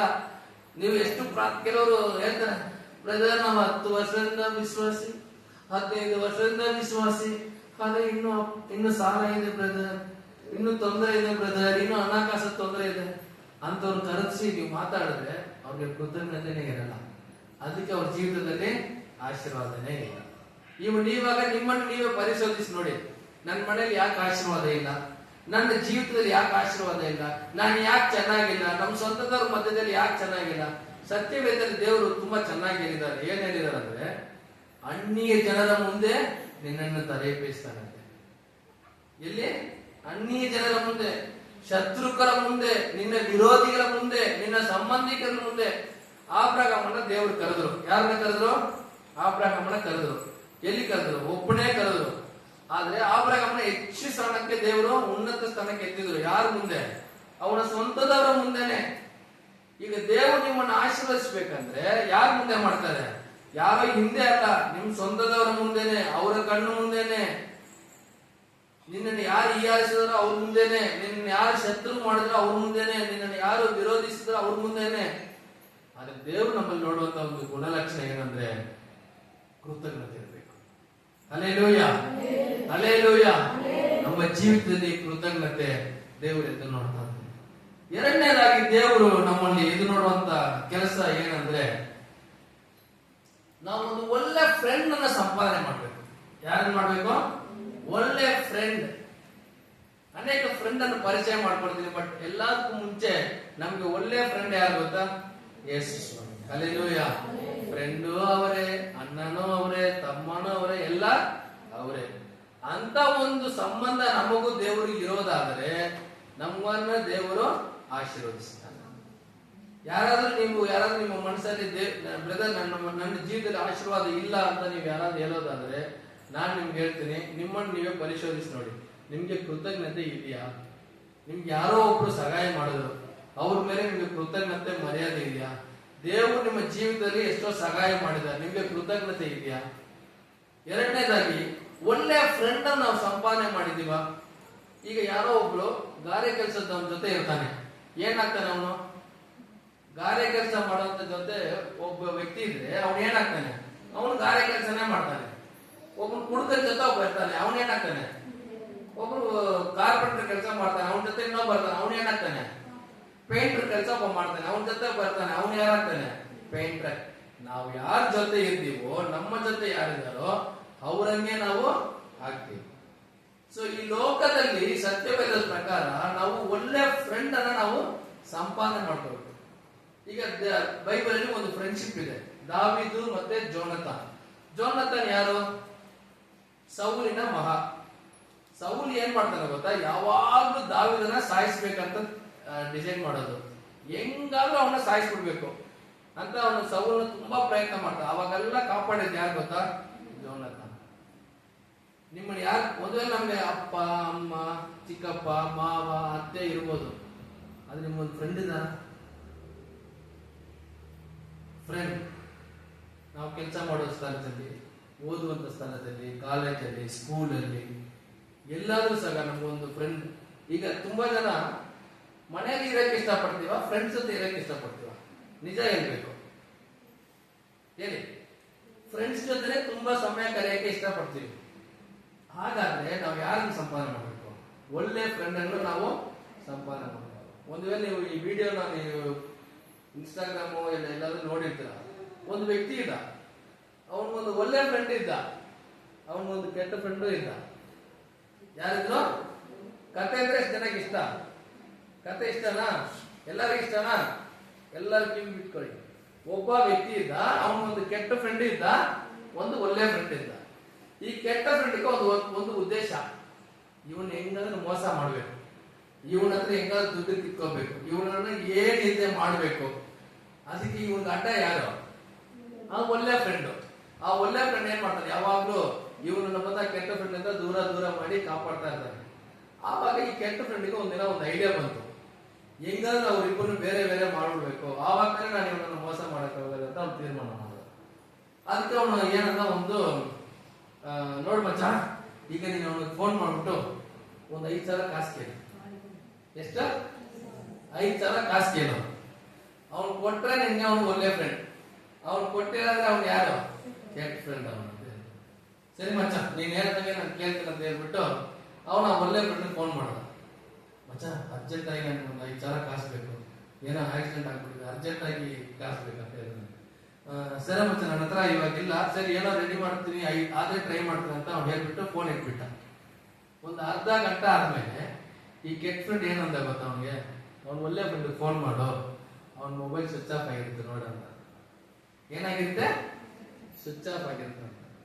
ಇವನು ಫೋನ್ ಮಾಡಿದಂತೆ, ಹಲೋ ಅಂತ ರಿಂಗ್ ಫೋನ್ ಮಾಡಿದ್ರೆ ರಿಂಗ್ ಆಗಿಲ್ಲ. ಈ ಕೆಟ್ಟ ಫ್ರೆಂಡ್ ಹೇಳ್ದಾಗೆ ಅವನ ಫೋನ್ ಸ್ವಿಚ್ ಆಫ್ ಆಗೈತೆ. ಅವನು ಹೇಳಿ ನಿಜ ಆಯ್ತಾ? ಕೆಟ್ಟ ಫ್ರೆಂಡ್ ಹೇಳಿ ನಿಜ ಆಯ್ತಾ? ಹೌದಲ್ವಾ? ಇವಾಗ ನೋಡು ಅವನೆಲ್ಲ ಒಳ್ಳೆ ಫ್ರೆಂಡ್, ನಾನೇ ಒಳ್ಳೆ ಫ್ರೆಂಡ್ ಅಂತ ಇವನ್ ಬಗ್ಗೆ ಜಂಬಕ್ಕೆ ತೋರಿಸ್ತಾವನೆ. ಒಂದು ಅರ್ಧ ಗಂಟೆ ಆಯ್ತು. ಆಮೇಲೆ ದೂರದಲ್ಲಿ ನೋಡಿದ್ರೆ ಆ ಒಳ್ಳೆ ಫ್ರೆಂಡ್ ನಡ್ಕೊಂಡು ಬರ್ತಾ ಇದ್ದಾನೆ. ಹತ್ರ ಬಂದ್ಬಿಟ್ಟು, ಮಚ್ಚ 5,000 ಕೇಳ್ತೆ, ನನ್ನ ಹತ್ರ ಇರ್ಲಿಲ್ಲ, ನನ್ನ ಮೊಬೈಲ್ ನಾನು ಮಾರ್ಬಿಟ್ಟೆ, ನನ್ನ ಹತ್ರ 3,000 ಇದೆ ಅಂತ ಅವನ ಕೈ 3,000. ಯಾರು ಒಳ್ಳೆ ಫ್ರೆಂಡ್? ಅಂದ್ರೆ ನೀವ್ ಯಾಕ ಫೋನ್ ಮಾಡಿ ಕಾಸು ಕೇಳಿ ಅಂತ ನಾನು ಹೇಳ್ತಲ್ಲ ಯಾರಿಗೂ, ದಯವಿಟ್ಟು ಕಾಸು ಕೇಳಕ್ ಹೋಗ್ಬೇಡಿ. ನಾವು ಕ್ರೈಸ್ತರು, ದೇವ್ರು ನಮ್ಮನ್ನು ಸಮೃದ್ಧಿಯಾಗಿ ಇಟ್ಟಿರ್ತಾನೆ. ಈ ಕತೆ ಏನಂದ್ರೆ, ನಾವು ಒಂದು ಒಳ್ಳೆ ಫ್ರೆಂಡ್ ನಮ್ಗೆ ಬೇಕು ನೋಡಿ. ಆವಾಗ ಇವ್ನು ಗೊತ್ತಾಯ್ತು ಯಾರು ಒಳ್ಳೆ ಫ್ರೆಂಡ್, ಯಾರು ಕೆಟ್ಟ ಫ್ರೆಂಡ್ ಅಂತ. ಸೊ ನಮ್ಗೆ ತುಂಬಾ ಸಮಯ ನಾವು ಕಲಿಯೋದು ಯಾರ ಜೊತೆ? ಫ್ರೆಂಡ್ ಜೊತೆನೆ. ಸ್ವಂತದಕ್ಕಿಂತ ತುಂಬಾ ಸಮಯ ನಾವು ಕಲಿಯೋದು ಫ್ರೆಂಡ್ಸ್ ಜೊತೆ. ನಮ್ಮ ಜೀವಿತದಲ್ಲಿ ನಾವು ಆಶೀರ್ವಾದಿಸಲ್ಪಡಬೇಕು, ನಾವು ಉನ್ನತ ಸ್ಥಾನಕ್ಕೆ ನಾವು ಹತ್ತಬೇಕಂದ್ರೆ ನಮ್ಗೆ ಯಾರು ಬೇಕು? ಒಳ್ಳೆ ಫ್ರೆಂಡ್ ಬೇಕು. ಮೊದಲನೇದಾಗಿ ಏನ್ ಬೇಕು ನಮ್ಮ ಜೀವಿತದಲ್ಲಿ? ಕೃತಜ್ಞತೆ ಬೇಕು. ಎರಡನೇದಾಗಿ ನಮ್ಮ ಜೀವಿತದಲ್ಲಿ ನಮ್ಗೆ ಏನ್ ಬೇಕು? ಒಳ್ಳೆ ಫ್ರೆಂಡ್ ಬೇಕು. ಯಾಕೆ ಸತ್ಯವೇದ ಹಾಗೆ ಹೇಳ್ತದೆ, ನೀವು ಒಳ್ಳೆ ಫ್ರೆಂಡ್ ಅನ್ನ ನೀವು ಸಂಪಾದನೆ ಮಾಡ್ಕೊಳ್ಳಿ ಅಂತ ಎಂಬುದಾಗಿ ಸತ್ಯವೇದ ಹೇಳ್ತದೆ. ಈ ವಾಕ್ಯ ನಾನು ಹೇಳುವಾಗ ನನಗೊಂದು ಯೋಚನೆ ಬರ್ತಾ ಇದೆ. ನಾನು ನಿಮ್ಗೆ ಇದನ್ನ ತಿಳಿಸಕ್ಕೆ ನಮ್ಗೆ ತುಂಬಾ ಇಷ್ಟ ಆಗ್ತದೆ. 3 ವ್ಯಕ್ತಿಯನ್ನು ನಮ್ಮ ಜೀವಿತದಲ್ಲಿ ಯಾವತ್ತೂ ಮರೆಯಬಾರದು. ಸರಿನಾ? ಮುಂದಿನ ವಾರ ನಾನು ಬಂದು ಕೇಳಿದ್ರೆ ನೀವು ಹೇಳ್ತೀರದು ಯಾರ 3 ವ್ಯಕ್ತಿ ಅಂತ ನಾನು ಹೇಳ್ತೀನಿ ನೋಡಿ. ನಿನಗೆ ಕಷ್ಟ ಯಾರು ಕೊಟ್ನೋ ಅವನನ್ನು ಯಾವತ್ತೂ ಮರಿಬಾರ್ದು. ಯಾರು ಮರಿಬಾರ್ದು? ನಮ್ಗೆ ಕಷ್ಟ ಯಾರು ಕೊಟ್ಟರು ಆ ವ್ಯಕ್ತಿಯನ್ನು ನಾವು ಯಾವತ್ತೂ ಮರಿಬಾರ್ದು. ಎರಡನೇದು ಯಾರು ಮರಿಬಾರ್ದು ಗೊತ್ತಾ? ನಿನ್ಗೆ ಕಷ್ಟ ಕಾಲದಲ್ಲಿ ನಿನ್ಗೆ ಯಾರು ಸಹಾಯ ಮಾಡಿದ್ರು ಅವರನ್ನು ನಾವು ಮರಿಬಾರ್ದು. ನೋಡಿ, ಆವಾಗ ಅವ್ರು ಅಂದ್ರು, ನಾನೇನು ಅಷ್ಟೊಂದು ದೊಡ್ಡ ಸಹಾಯ ಎಲ್ಲ ಅವ್ರಿಗೆ ಏನ್ ಮಾಡಿಲ್ಲ, ಆದ್ರೆ ಅವ್ರು ಇವತ್ತು ನೆನೆಸ್ತಾರೆ. ಹೌದಲ್ವಾ? ಮರಿಬಾರ್ದು. ಕಷ್ಟ ಕೊಟ್ಟವ್ರನ್ನ ಮರಿಬಾರ್ದು, ಕಷ್ಟ ಕಾಲದಲ್ಲಿ ನಮ್ಗೆ ಯಾರು ಸಹಾಯ ಮಾಡಿದ್ರು ಅವ್ರು ಮರಿಬಾರ್ದು. ಮೂರನೇದಾಗಿ ಯಾರು ಗೊತ್ತಾ ಮರಿಬಾರ್ದು? ನಿನ್ಗೆ ಕಷ್ಟ ಬಂದಾಗ ನಿನ್ಗೆ ಯಾರು ಸಹಾಯ ಮಾಡಿಲ್ಲ ಅವ್ರನ್ನ ಮರಿಬಾರ್ದು. ಅವನ್ ಕಷ್ಟ ಬಂದ್ರೆ ನನಗೇನಂತ ಹೋಗ್ಬಿಡ್ತಾರೆ ತುಂಬಾ ಜನ. ಹೌದಲ್ವಾ? ಎಷ್ಟು ಜನ ಸಹಾಯ ಮಾಡ್ತಾರೆ? ಮಾಡಲ್ಲ. 100 ಜನದಲ್ಲಿ ಒಬ್ರು ಇಬ್ರು ಸಹಾಯ ಮಾಡ್ತಾರೆ, ಮಾಡದೆ 98 ಜನ ಇರ್ತಾರೆ. ಸೊ ನಮ್ಮ ಜೀವಿತದಲ್ಲಿ 3 ಜನನ ನಾವು ಮರಿಬಾರ್ದು. ಕಷ್ಟ ಕೊಟ್ಟವ್ರು ಮರಿಬಾರ್ದು, ಕಷ್ಟದಲ್ಲಿರುವಾಗ ನಿಮಗೆ ಸಹಾಯ ಮಾಡಿದವ್ರು ಮರಿಬಾರ್ದು, ಕಷ್ಟ ಕಾಲದಲ್ಲಿ ನಿಮಗೆ ಸಹಾಯ ಮಾಡದೇ ಇರೋರನ್ನು ಸಹ ಮರಿಬಾರ್ದು. ಸೊ ದೇವರು ನಮ್ಮಲ್ಲಿ ಎದು ನೋಡುವಂತ 2 ಗುಣಲಕ್ಷಣ, ಒಂದು ಕೃತಜ್ಞತೆ, ಎರಡನೇದು ಒಳ್ಳೆ ಫ್ರೆಂಡ್ ನಾವು ಸಂಪಾದನೆ ಮಾಡಬೇಕು, ಮೂರನೇದು ನಾವು ನಮ್ಮನ್ನೇ ಬೇರೆಯವ್ರ ಜೊತೆ ಹೋಲಿಕೆ ಮಾಡೋದು ಬಿಟ್ಟು ಬಿಡ್ಬೇಕು. ಹೌದಾ? ರೇಖಾ ಸುಶೀಲ ಆಗಲ್ಲ, ರಮ್ಯಾ ಸುಶೀಲ ಆಗಲ್ಲ. ರೇಖಾ ಬೇರೆ, ಸುಶೀಲ ಬೇರೆ. ನಾನ್ ಬೇರೆ ಅವ್ರು ಬೇರೆ ಅಲ್ವಾ? ನನ್ ಹೊಟ್ಟೆ ಬೇರೆ ಅವ್ರ ಹೊಟ್ಟೆ ಬೇರೆ. ಅವ್ರು ಮಾಡೋದ ಕೆಲಸ ಬೇರೆ, ನಾನ್ ಮಾಡೋದ ಕೆಲಸ ಬೇರೆ. ನೋಡು, ಅವ್ರ ಮನೆ ಇದೆ, ನಮ್ಗೆ ಮನೆ ಇಲ್ಲ. ನೋಡಿ, ಅವ್ರಿಗೆ ಗಾಡಿ ಇದೆ, ನಮ್ಗೆ ಗಾಡಿ ಇಲ್ಲ. ನೋಡಿ, ಅವ್ರಿಗೆ ಕಾರ್ ಇದೆ, ನಮ್ಗೆ ಕಾರ್ ಇಲ್ಲ. ಅಂತ ಹೋಲಿಕೆ ಒಂದ್ ವೇಳೆ ನಾವು ಯಾರಾದ್ರೂ ಮಾಡೋದಾದ್ರೆ ನಾವು ಆಶೀರ್ವದಿಸಲ್ಪಡ್ಲಿಕ್ಕೆ ಸಾಧ್ಯನೇ ಇಲ್ಲ. ನೀವೆಲ್ಲ ಕೈ ಎತ್ತಿದ್ರೆ ನನ್ಗೆ ಆಶೀರ್ವಾದ ಬೇಕಂತ ಕೈ ಎತ್ತಿರೋರೆಲ್ಲ ಒಂದು ತೀರ್ಮಾನ ಮಾಡಬೇಕು, ನಾನು ನನ್ನನ್ನ ಬೇರೆಯವ್ರ ಜೊತೆ ಹೋಲಿಕೆ ಮಾಡೋದೇ ಇಲ್ಲ ಎಂಬುದಾಗಿ. ಅವ್ರ ಕಾರಲ್ಲಿ ಹೋಗ್ಲಿ, ನಾವು ಅಟ್ಲೀಸ್ಟ್ ಟೂ ವೀಲರ್ ಅಲ್ಲೆಲ್ಲ ಹೋಗೋಣ ಅಲ್ವಾ? ಈಗ ಬಸ್ ಸಿದ್ದರಾಮಯ್ಯ ನೀವೆಲ್ಲ ನಮಸ್ಕಾರ ಹೇಳ್ಬೇಕು, ಆಧಾರ್ ಕಾರ್ಡ್ ತೋರಿಸಿದ್ರೆ ಫ್ರೀ ಅಲ್ವಾ? ಹೌದಾ ಇಲ್ವಾ? ನೋಡಿ, ನಾವಾದ್ರೂ ಕಾರಲ್ಲಿ ಹೋಗ್ತೀವಿ, ನೀವು ಬಸ್ಸಲ್ಲಿ ಫ್ರೀ ಆಗಿ ಹೋಗ್ತೀರಾ? ಹೌದಾ ಇಲ್ವಾ? ನಿಜ ತಾನೆ? ಸೊ ದೇವರು ಅಂತ ಒಂದು ಬೇರೆಯವ್ರ ಜೊತೆ ನಮ್ಮನ್ನ ಹೋಲಿಕೆ ಮಾಡಬಾರ್ದು. ಕಾಯಿನ್ ಯಾಕೆ ಆಬೇಲ್ನ ಕೊಂದ? ಸತ್ಯವೇದದಲ್ಲಿ ನಾವು ಓದಿದೀವಲ್ಲ, ಆದಿಕಾಂಡ ಪುಸ್ತಕದಲ್ಲಿ ಕಾಯಿನು ಆಬೇಲ್ನ ಕೊಂದ. ಏನಕ್ಕೆ? ದೇವರು ಆಬೇಲ್ನ ಕಾಣಿಕೆ ದೇವರು ಅಂಗೀಕರಿಸಿದ್ರು, ಇವನನ್ನ ಅಂಗೀಕರಿಸಲಿಲ್ಲ. ಅವ್ರಿಬ್ರಿಗೆ ಏನಾಯ್ತು? ಹೋಲಿಕೆ ಆಯ್ತು. ನೀನ್ ದೊಡ್ಡವನ, ನಾನ್ ದೊಡ್ಡವನ. ಯಾಕೋಬ್ ಮತ್ತೆ ಏಸ ಅವರಿಬ್ಬರಿಗೂ ಜಗಳ. ಎಲ್ಲಿ ಜಗಳ ಹೇಳಿ ನೋಡೋಣ? ಎಲ್ಲಿ ಜಗಳ? ಅವ್ರಿಗೆ ತಂದೆ ತಾಯಿ ಹೊಟ್ಟೆಯಲ್ಲೇ ಜಗಳ. ಅವ್ರಿಗೆ ನೀನ್ ಫಸ್ಟ್ ಹೋಗ್ತೀಯ, ನಾನ್ ಫಸ್ಟ್ ಹೋಗ್ತೇನೆ ಅಂತ. ಅಲ್ಲಿಂದ ಅವ್ರಿಬ್ರಿಗೇನು? ಹೋಲಿಕೆ. ಸೊ ಎಲ್ಲೆಲ್ಲ ಹೋಲಿಕೆ ಇದೆಯೋ ಅಲ್ಲೆಲ್ಲ ಆಶೀರ್ವಾದ ಬರ್ಲಿಕ್ಕೆ ಸಾಧ್ಯನೇ ಇಲ್ಲ. ಲೇಹಾನು ಮತ್ತೆ ರೇಚಲ್ ಅವರಿಬ್ರಿಗೂ ಕಾಂಪಿಟೇಷನ್, ಹೋಲಿಕೆ. ಏನು ಗೊತ್ತಾ? ನೀನ್ ಫಸ್ಟ್ ಗರ್ಭಿಣಿ ಆಗ್ತೀಯ, ನಾನ್ ಫಸ್ಟ್ ಗರ್ಭಿಣಿ ಆಗ್ತೇನ. ನಿನ್ಗೆ ಫಸ್ಟ್ ಮಕ್ಳಾಗ್ತಾರ, ನನಗೆ ಫಸ್ಟ್ ಮಕ್ಳಾಗ್ತಾರ. ಯಾರಿಗೆ ಲಾಸ್ ಆಯ್ತು? ರೇಚಲ್ಗೆ ಲಾಸ್ ಆಯ್ತು, ಲೇಟ್ ಆಗಿ ಮಕ್ಳಾಯ್ತು. ನಾವು ಎಷ್ಟು ದಿನ ನಾವು ನಮ್ಮನ್ನ ಬೇರೆಯವ್ರ ಜೊತೆ ಹೋಲಿಕೆ ಮಾಡ್ತಾ ಇರ್ತೀವೋ, ದೇವರು ನಮ್ಗೆ ಕೊಡ್ಬೇಕಾದ ಆಶೀರ್ವಾದ ಏನಾಗುತ್ತೆ ಗೊತ್ತಾ? ಲೇಟ್ ಆಗ್ತಾ ಇರುತ್ತೆ. ಅದೇ ನಮ್ಮ ಫಾದರ್ ಗ್ರೆಗ್ಮನ್ಸ್ ಒಂದು ಹಾಡು ಹಾಡಿದ್ದಾರೆ, ವಸತಿಯೇ ತೇಡಿ ಓಡಾದೆ ಅದು ತೊಡುವಾಣ. ಅಂದ್ರೆ ಆಸ್ತಿ ಅಂತಸ್ನ ನೀನು ಹುಡುಕ್ಬೇಡ, ನೀನ್ ಅದನ್ನ ಪಡ್ಕೋಬೇಕಂತ ನೀನ್ ಎಷ್ಟು ಜೋರಾಗಿ ಹೋಗ್ತೀಯೋ ಅದು ಅಷ್ಟೇನ್ ಮಾಡುತ್ತೆ, ನಿನ್ಗ ದೂರ ಹೋಗ್ತಾ ಇರುತ್ತೆ. ಚಿಕ್ಕ ವಯಸ್ಸಲ್ಲಿ ಒಂದು ಆಟ ಆಡಿದೀವಲ್ಲ, ಯಾರೋ ಒಬ್ರು ಕಣ್ಣು ಮುಚ್ಚಿರ್ತಾನೆ, ಫಸ್ಟ್ ಬಂದು ಯಾರು ಹಿಡಿತಾನ ಅವ್ರು ಔಟ್, ಮತ್ತೆ ಅವ್ನ್ ಬಂದು ಅವ್ನು ನೋಡಿ ಎಲ್ಲ ಹಿಡಿಬೇಕು. ಆಡಿದ್ವಿ ಅಲ್ವಾ? ಆಡಿದ್ವಿ. ಸ್ಕೂಲ್ ಹೋಗಿರ್ತಾನೆ, ನಾನು ಆಡಿದ್ದಾನೆ. ಸೊ ನಾವು ದುಡ್ಡು ಹಿಂದೆ, ಆಸ್ತಿ ಹಿಂದೆ, ಆಶೀರ್ವಾದ ಹಿಂದೆ ನಾವು ಎಷ್ಟು ಅದನ್ನ ಇಟ್ಕೋಬೇಕು, ಪಡ್ಕೋಬೇಕಂತ ನಾವು ಪ್ರಯತ್ನ ಮಾಡ್ತೀವೋ ಅದು ಅಷ್ಟು ದೂರ ಹೋಗುತ್ತೆ ನಮ್ಮಿಂದ. మనం దాన్ని ఎంత తరుముతామో అది అంత దూరం పోతుంది. మనం తరుముకుంటా ఈడ తీసుకుంటే అది మన దగ్గర వస్తుంది. అందరికి తెలుగు వస్తుంది కదా? వస్తుందా? ఆశీర్వాదాన్ని మనం తరుమితే అది దూరం పోతా ఉంటుంది. నువ్వు నిలుచుకోవాలంటో ఆశీర్వాదం నీ దగ్గర వస్తుంది, నీ దగ్గర ఎప్పుడూ ఉంటుంది. నువ్వు ఎంత తరుముతావో అది అంత దూరం పోతుంది. నిజమా కాదా? ಎಷ್ಟು ಜನ ಪ್ರಯತ್ನ ಮಾಡಿ ಟ್ರೈ ಮಾಡಿದ್ದೀರಾ? ಈಗ ನೀವು ಕೆಲವು ವಿಷಯ, ಕೆಲವ್ರು ಯಾರೋ ಕಾಸು ಕೊಡ್ಬೇಕು ಏನಾದ್ರು ಇರ್ತಾರಲ್ಲ, ಅವ್ರಿಗೆ ನೀವು ಫೋನ್ ಮಾಡ್ತಾ ಇರಿ, ಕೊಡೋದೇ ಇಲ್ಲ, ಬಿಟ್ಬಿಡಿ. ಒಂದಿನ ಅವರಾಗೆ ಒಂದಿನ ಬಂದು ಹುಡ್ಕೊಂಡ್ ಕಾಸು ಕೊಟ್ಟು ಹೋಗ್ತಾರೆ. ನಂಬಿಕೆ ಇದೆಯಾ? Hallelujah, hallelujah. ಒಂದು ವೇಳೆ ನಿಮ್ಗೆ ಯಾರಾದ್ರೂ ಹಣ ಕಾಸು ಕೊಡ್ಬೇಕು, ಇಲ್ಲ ನಿಮ್ಗೆ ಆಸ್ತಿ ಏನೋ ಮಾರ್ಬೇಕು, ಇಲ್ಲ ಕೊಡ್ಬೇಕು ಅಂತ ಒಂದು ವೇಳೆ ಇರೋದಾದ್ರೆ ನೀವು ಏನು ಮಾಡಕ್ ಹೋಗ್ಬೇಡಿ, ಸೈಲೆಂಟ್ ಆಗಿರಿ. ದೇವ್ರ ಜೊತೆ ಒಳ್ಳೆ ಸಂಬಂಧ ಇಟ್ಕೊಳ್ಳಿ, ಆ ಆಶೀರ್ವಾದ ನಿಮ್ಮನ್ನು ಹುಡ್ಕೊಂಡು ಬರುತ್ತೆ. Hallelujah, hallelujah. ದೇವರು ನಮ್ಗೆ ಕೊಟ್ಟಿರುವಂತ ಕಾರ್ಯದಲ್ಲಿ ನಾವು ನಂಬಿಕಸ್ಥರಾಗಿ ಇರೋದು ಮಾತ್ರವಲ್ಲದೆ ಕೃತಜ್ಞತೆ ಉಳ್ಳವರಾಗಿರ್ಬೇಕು. ಒಳ್ಳೆ ಫ್ರೆಂಡ್ಶಿಪ್ ಅನ್ನು ನಾವು ಸಂಪಾದನೆ ಮಾಡಬೇಕು. ನಮ್ಮನ್ನು ನಾವೇ ಬೇರೆಯವ್ರ ಜೊತೆ ಹೋಲಿಕೆ ಮಾಡಬಾರದು. ನಾನು ಹೇಳ್ತಾ ಅವಾಗಲೇ ಕಾಯಿನ ಹಾಬೇಲ್ ಹೋಲಿಕೆ ಮಾಡಿದ್ರು, ಯಾಕೋಬು ಏಸ ಹೋಲಿಕೆ ಮಾಡಿದ್ರು, ಲೇಹಾನು ಮತ್ತೆ ರೇಚಲ್ ಹೋಲಿಕೆ ಮಾಡಿದ್ರು. ಅದು ಮಾತ್ರ ಅಲ್ಲದೆ ಸೌಲನು ಮತ್ತೆ ದಾವೀದನು ಹೋಲಿಕೆ ಮಾಡಿದ್ರು. ಏನಾಯ್ತು ಲಾಸ್ಟ್? ಸೌಲು ದಾವೀದ ಹೆಂಗ ಸಾಯಿಸ್ಬೇಕಂತ ಅವ್ರಿಬ್ರಿಗೆ, ಅವ್ನು ದೊಡ್ಡ ರಾಜನಾಗ್ಬಿಟ್ಟ, ನಾನು ಏನಿಲ್ಲ ಆಗ್ಬಿಟ್ಟಂತ ಅವ್ರಿಬ್ರಿಗೂ ಹೋಲಿಕೆ. ಹೌದಾ ಇಲ್ವಾ? ಆಮೇಲೆ ಇದು ಕೆಟ್ಟೋದಂತ ಮಗ ಕೆಟ್ಟೋಗಿ ಮನೆ ಬಿಟ್ಟು ಹೋಗಿ ಮತ್ತೆ ಬಂದ ಮನೆಗೆ. ಆವಾಗ ಚಿಕ್ಕ ಮಗನಿಗೆ ಏನು ನೋಡಿ, ಅವನು ಆಸ್ತಿ ಎಲ್ಲ ಹಾಳು ಮಾಡ್ದ, ಮನೆ ಬಿಟ್ಟು ಹೋದ. ಆದ್ರೆ ಅವ್ನು ಮತ್ತೆ ಇದಕ್ಕೆ ಬಂದ್ಮೇಲೆ ಏನಾಯ್ತು?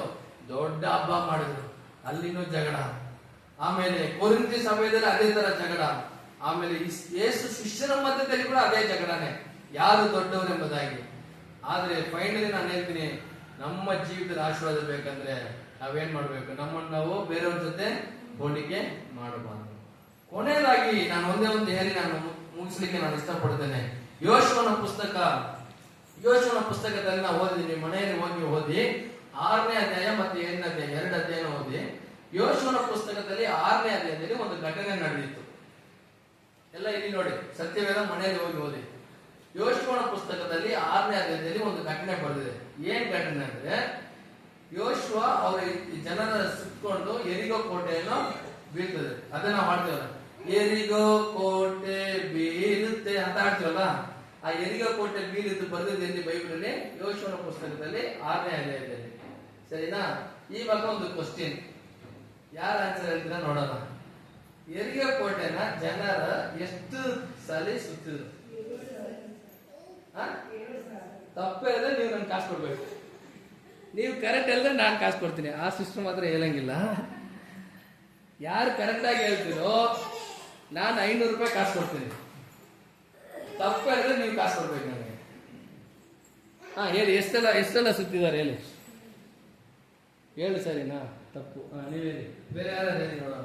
ಜನ್ಸೈಡ್ ಯಾರಾದ್ರೂ ಹೇಳಿ. 7 ದಿವಸ ಎಷ್ಟು ಸಾರಿ ಸುತ್ತಿದ್ರು ಹೇಳ? ಇಲ್ಲ, ರಮೇಶನ ಹೇಳಮ್ಮ. 500 ರೂಪಾಯಿ ರಮೇಶನ್ ಕೊಟ್ಬಿಡೋಣ. ಬಾಣ ಕೊಡ್ತೀನಿ, ಬಾಣ. ಇಲ್ಲಲ್ಲ, ಬರ್ಬೇಕು, ಬನ್ನಿ. ಇಲ್ಲ, ಇದು ಸತ್ಯ, ಇದು ಗೊತ್ತಾಗ್ಬೇಕು. ಓಕೆ, ಹೇಗೆ ಹೇಳಿ ಸರಿ ಅಂದ್ರೆ, ಸೋಮವಾರ ಒಂದ್ಸಲ ಕೌಂಟ್ ಮಾಡಿ ನೋಡ. ಸೋಮವಾರ 1, ಮಂಗಳವಾರ 2, ಬುಧವಾರ 3, ಗುರುವಾರ 4, ಶುಕ್ರವಾರ 5, ಶನಿವಾರ 6, ಭಾನುವಾರ 7ನೇ ದಿನ 7 ಸಾರಿ. ಸತ್ಯವೇದ ಓದಿ. 7ನೇ ದಿನ 7 ಸಾರಿ ಸುತ್ತಿದ್ರು. ಅಂದ್ರೆ 7 + 6 ಎಷ್ಟು? 7 + 6 ಎಷ್ಟು? ಎಷ್ಟು ಸಲ ಸುತ್ತಿದ್ರು? 13 ಸಲ. ಸರಿನಾ? ಇದು ನಮ್ಗೆ ಗೊತ್ತಿರ್ಬೇಕು. ನಾಳೆ ಯಾರ ಸೇವಕರು ಬಂದು ಕೇಳಿದ್ರೆ ನೀವು ಹೇಳ್ಬೇಕು. ಸರಿನಾ? ಎಷ್ಟು ಸಲ ಸುತ್ತಿದ್ರು? ರಮೇಶ್ ಚಪ್ಪಲ್ ಹೊಡೆಯಲ್ಲ, ಬನ್ನಿ.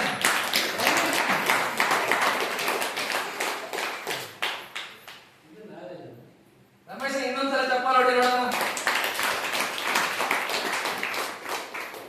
ಎಷ್ಟು ಸಲ? 13 ಸಲ ಅವರು ಸುತ್ತಿದ್ರು.